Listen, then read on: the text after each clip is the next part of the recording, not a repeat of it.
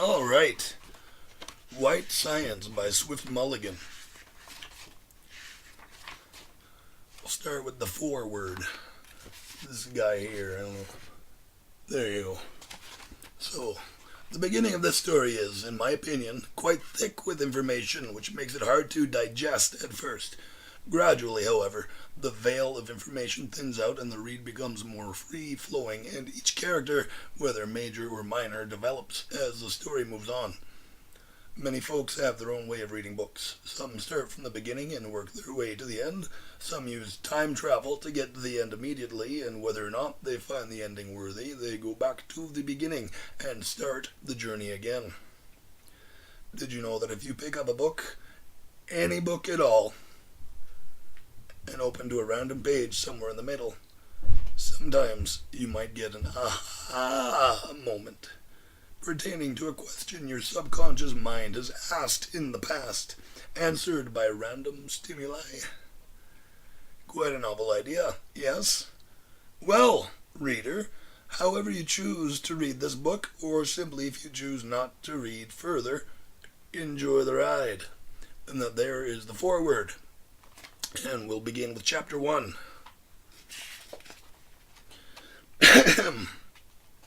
Bex looked at the time. 8 o'clock p.m. Check your stats, he muttered to himself. He squeezed his left wrist and a hologram resonated from his palms. It was a three-dimensional scan of his brain. Access parietal cortex. 6:30 p.m. A detailed time-lapse scene showing heavy stimulation played through. Though each hemisphere lit up in different areas, they followed a specific rhythm. Time signature change, Bex mused. The tempo was less than perfect, but its flexibility more than made up for error. He watched the scene play out for 8 minutes, shifting between different areas of his nervous system. Access audio logs, subscreen access chemical profile. The hologram displayed a dual image, one consisting of the sound waves received in linear format, the other a list of neurotransmitters, each labeled with its own chemical diagram. Epinephrine, dopamine, norepinephrine, serotonin. Bex watched as the chart flickered through the time-lapse. He followed epinephrine on the chart predominantly. Access limbic system, subscreen access circulatory system, he said. The chemical profile chart faded away. The main screen displaying the audio wave moved off to the side. A map of his brain below the surface of his neocortex was displayed, and a visual map of his heart replaced the chemical profile. He watched his pulse closely. As the tempo of his heartbeat began to speed up, he watched the limbic chart. Bex wanted to see how epinephrine affected him during the climax of the song. His septal nuclei showed activation, indicating the mock rage he expressed through singing. His hippocampus, too, showed traces of activation. The song was written about his past experience, affecting his emotional memories. All right, that should be more than enough material to work with, he said as he moved the visual files into his video editing software and combined them with the audio recordings to make a music video. Bex looked at the time. 8:23 p.m. He lit a cigarette. This was strenuous work, searching the map of his brain. Dopamine levels rising, oxygen depleting, the chart prompted. He pushed the indent in his wrist again.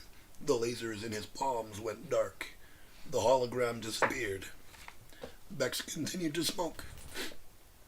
Then, on the monitor at the door, incoming transmission from etc. Do you wish to receive? Bex affirmed that he did. Hey, Bex, are you busy tonight? I thought maybe we could catch a late movie. What do you think? Acetra's voice was calming. She was wearing a modest blouse-skirt combo that accented her bright blue eyes. Count me in, Bex replied. He put out his cigarette and looked in the mirror. He was wearing an old t-shirt and jeans. He combed his hair and departed for Sector C.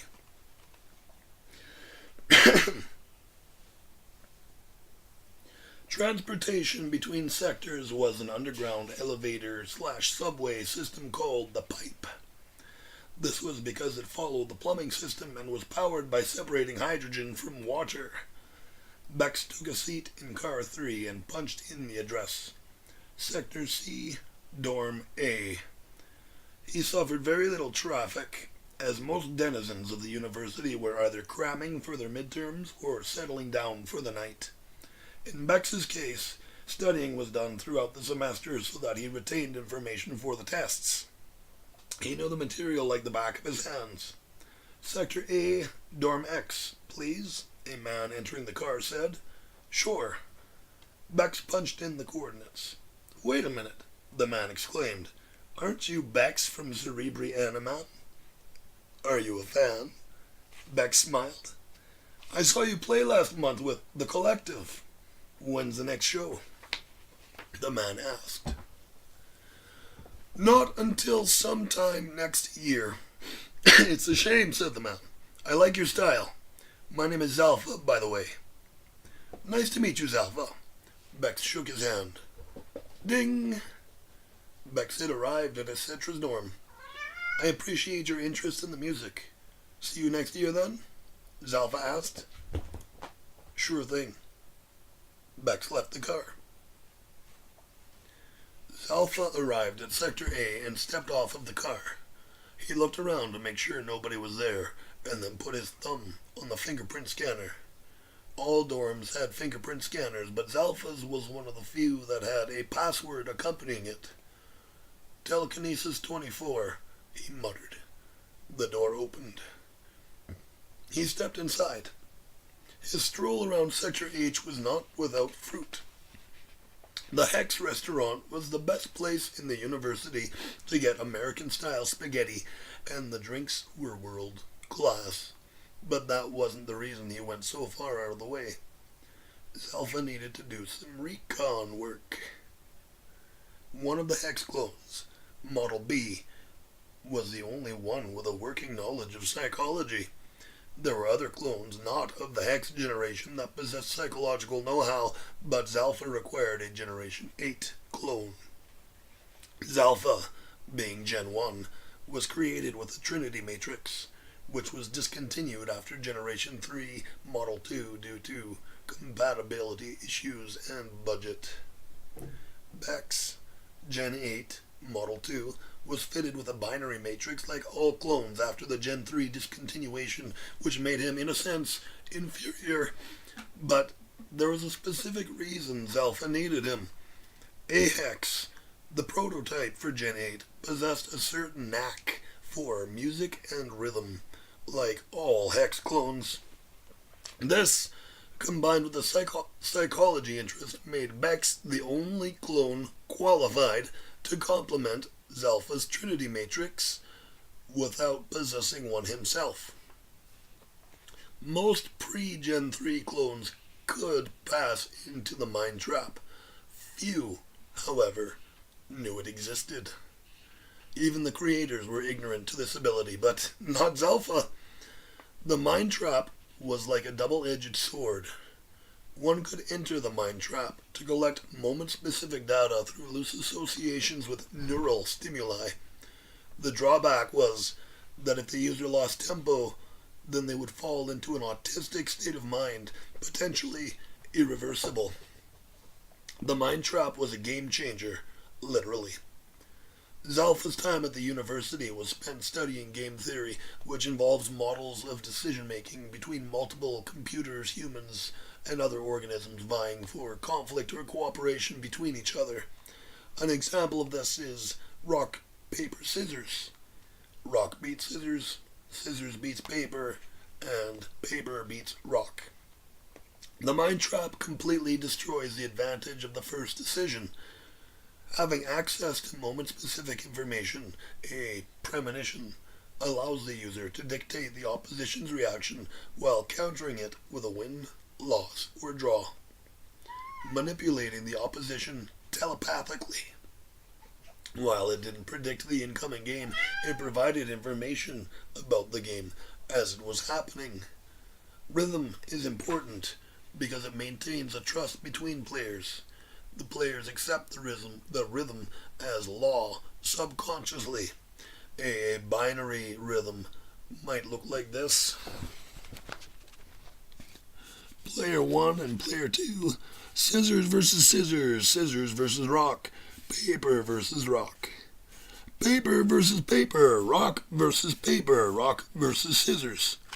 Scissors versus scissors. Scissors versus rock. Paper versus rock. You didn't really see that, did you?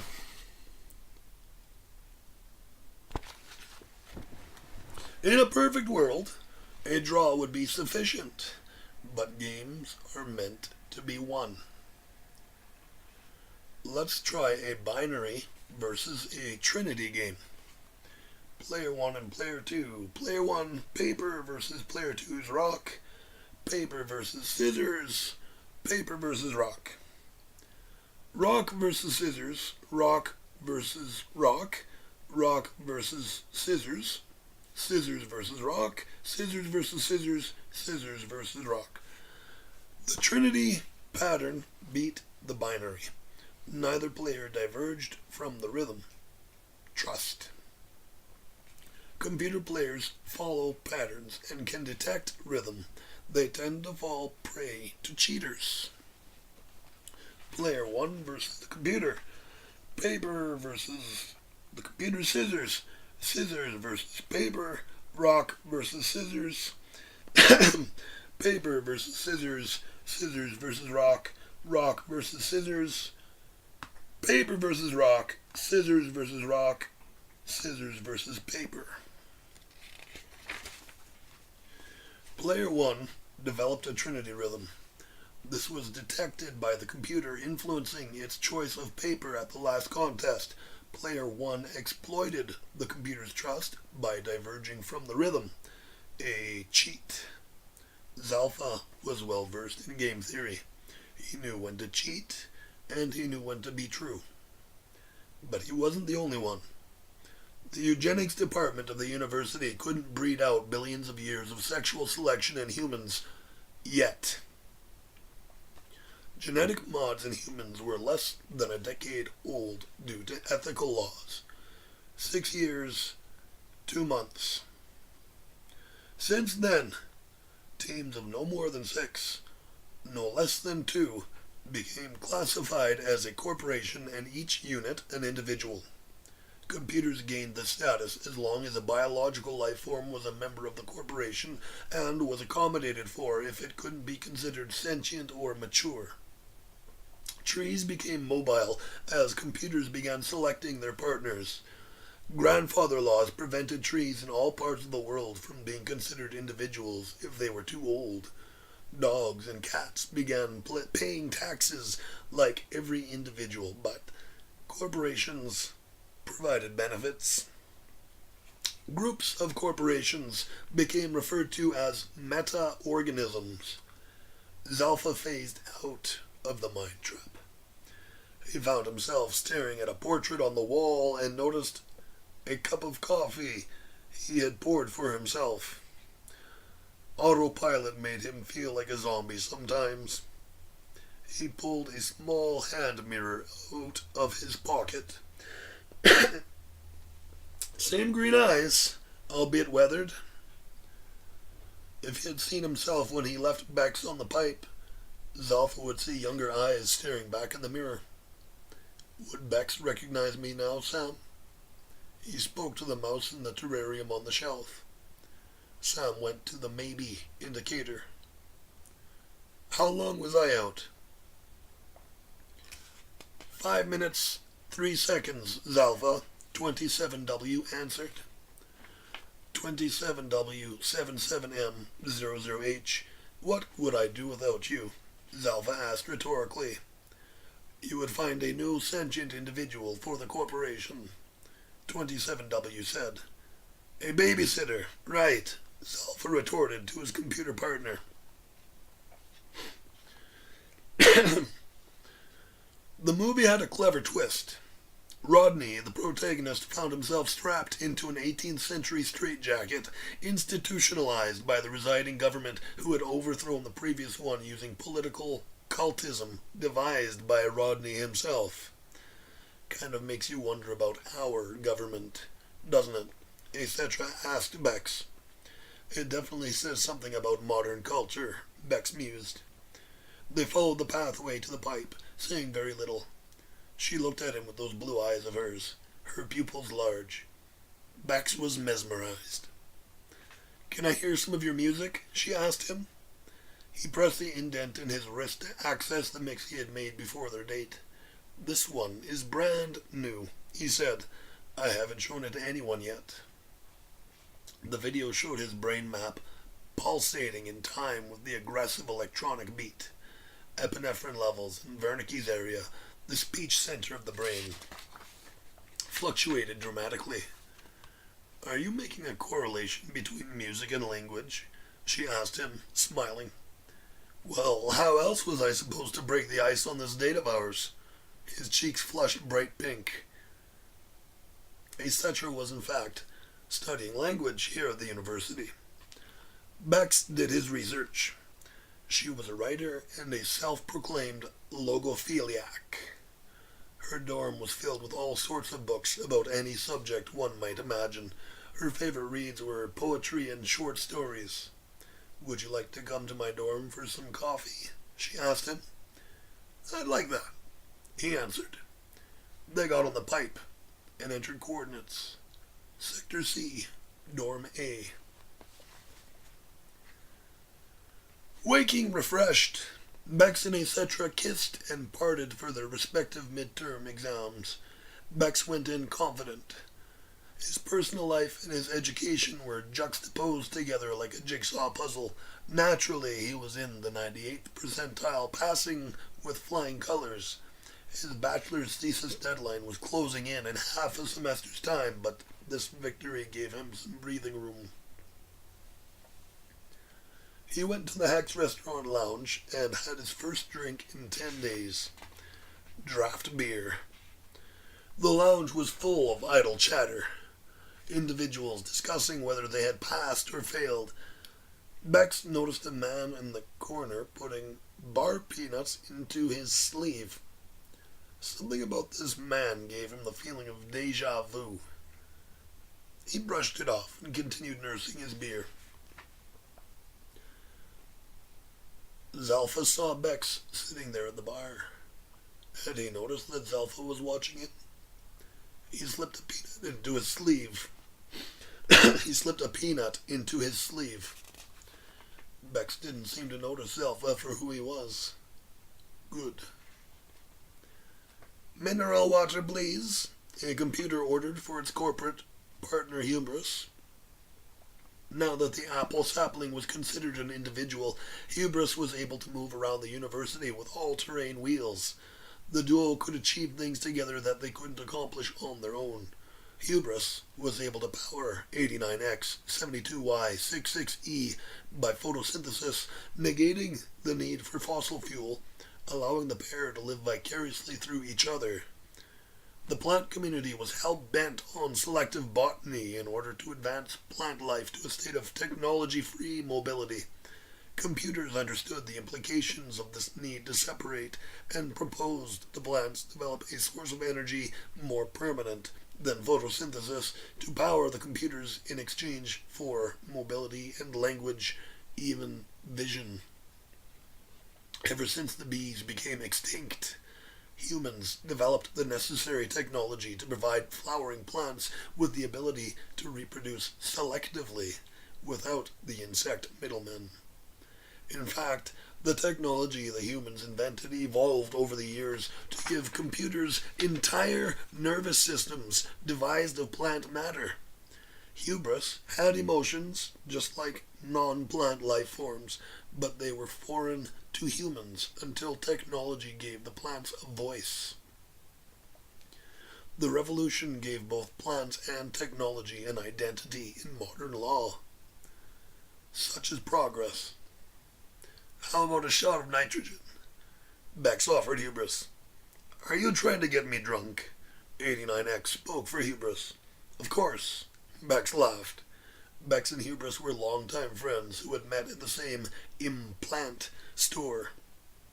Bex's hologram upgrade functioned on the same principles that offered Hubris the ability to see without eyes. Lasers shot out of Bex's palms to create a three-dimensional image when pointed at a 90-degree angle towards each other, whereas 89X provided Hubris with a pair of electron microscopes to do the same function at 0 to 3,000% magnification. Hubris devoted her time at the university to non-plant medicine. She felt obligated to reciprocate gratitude for the gift of mobility. She was on the fast track to becoming an MD in mammalian surgery.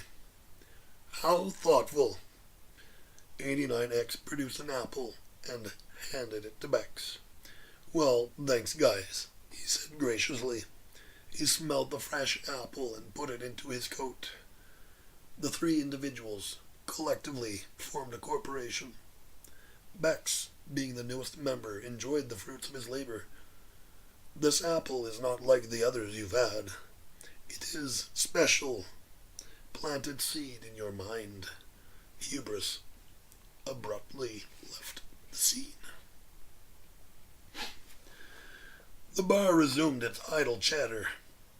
Bex glanced at the strange man feeding peanuts into his sleeve and felt that same deja vu.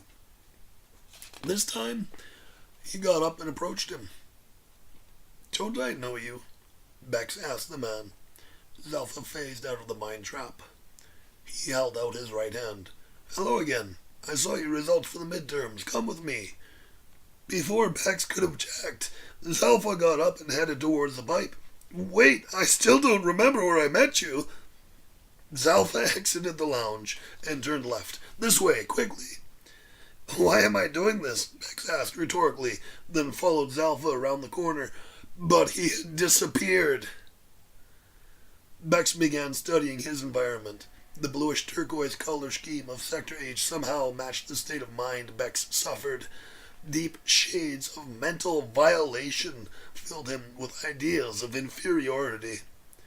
Whoever this was following him, and now had evaded him ever so subtly.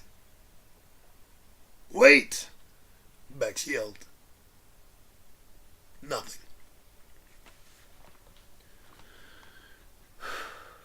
Back in his dorm, Bex shut the door behind him, locked the fingerprint scanner, put his face into a pillow, and screamed and cursed into it as loud as he could possibly manage. Who was the man following him? Why? What's missing? He sighed. His first reaction was to search his implant. Bex touched his wrist. Access visual logs, 5:30 p.m. His discussion with Hubris 89X. He pulled the apple out of his jacket, polished it on his shirt, and smelled it again. Somehow, it reminded him of Acetra. Maybe she could help. Bex called her using the implant. No answer. The visual logs played back further, and then Bex saw an image of the strange man. He looked so familiar, yet archaic. "Who are you?" he said aloud. Then he took a bite out of the apple. Thank you for listening.